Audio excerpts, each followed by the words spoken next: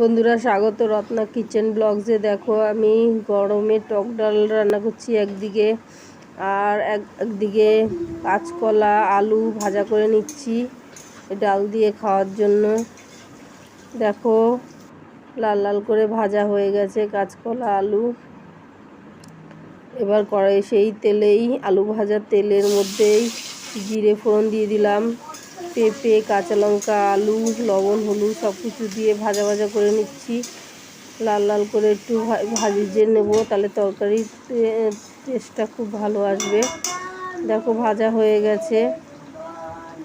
এবার সোয়াবিনটা দিয়ে দিলাম, জল ঝরিয়ে রেখেছিলাম, সোয়াবিনটা দিয়ে দিলাম। এবার ভালো করে একটু কষিয়ে নিচ্ছি। দেখো, কষানো হয়ে গেছে। এবার জল দিয়ে দিলাম, জল দিয়ে ভালো করে নাড়াচাড়া করে নেব। ভালো করে নাড়াচাড়া করে ঢাকা দিয়ে রেখে দেবো। সব কিছু ভালো করে সেদ্ধ হয়ে আসলে কালকে যে ভাজা মশলাটা বানিয়ে রেখেছিলাম সেটা দিয়ে দিলাম। যারা যারা আমার কালকের ভিডিওটা দেখেছিলে তারা জানো। এই ভাজা মশলাটা না দেখলে এটা দেখে নেবে। দেখো কত সুন্দর কালার।